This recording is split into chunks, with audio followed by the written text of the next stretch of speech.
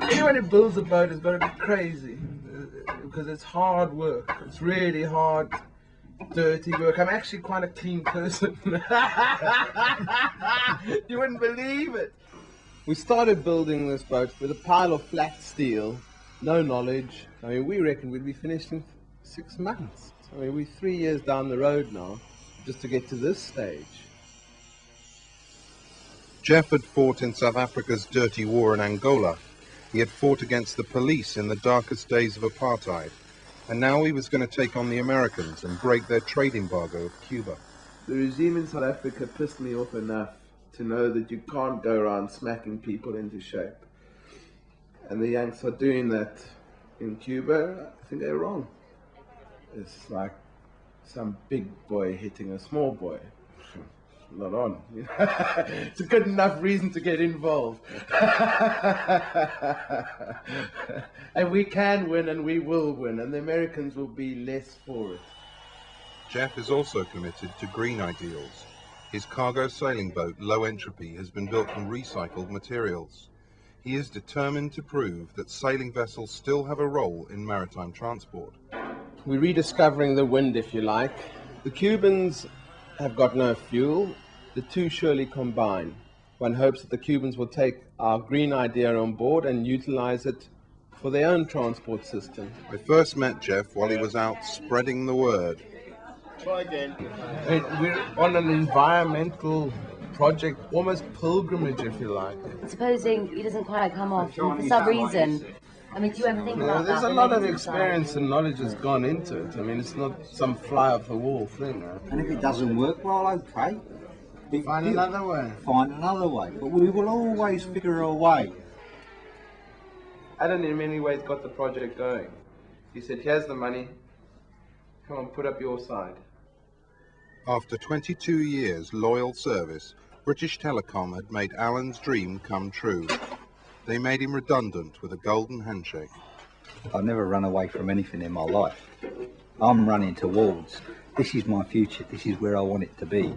This is going to make me, if you want, in the immortal words of Del, a millionaire this time next year. I don't care. But no, I'm running. I want this. This is my dream.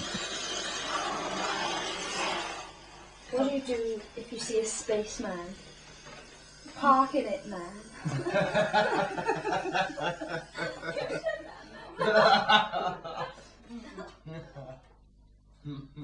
This weekend.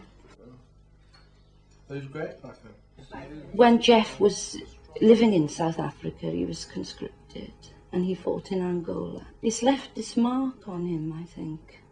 We deserve to be annihilated as white people for what we've done to the black people in Africa. And any fascists out there, yeah, come try me, mate. We ate our breakfast off bodies. Stack a few bodies up and eat off it. It was nothing strange, if you like. But that's what a soldier means. You lose your humanity. I certainly lost my humanity. The turning point was really this prisoner that I took. He's a guy like me.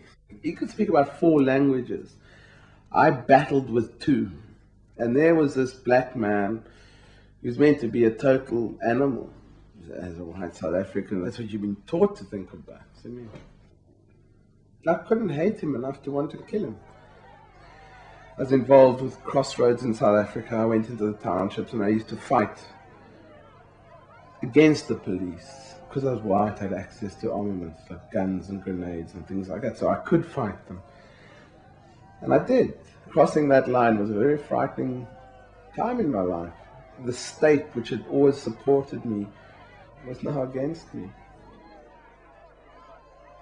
If he sees something as an injustice, I think he's always wanted to be involved in protesting against that injustice, and going to Cuba is important. And I think in a lot of ways Cuba has made massive strides forwards in the revolution, and I think it's important that people are supporting that.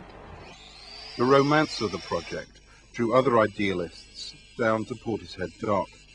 James is a former pupil of Bristol Cathedral School. In the past I've tried to be very pure, living on a hill in Spain and just doing yoga and eating vegetables, and that didn't really work. And I've tried taking heroin for 9 months and became a heroin addict for something, choosing something that took me to such a beautiful place when I first took it, to ending up making me someone who was begging on the streets, living in a caravan, and an experience that's wonderful to have and to still be alive from. Bruce is looking for adventure. He had been working as a ski instructor and joined the boat after a chance meeting with Alan in a pub. None of us have been paid. We have a certain budget which goes towards food and other things that we need on the boat. We get fed when we're here, and we get somewhere to sleep, which is on board, and that's all really. Sometimes we get a pack of beer thrown in at the end of the week.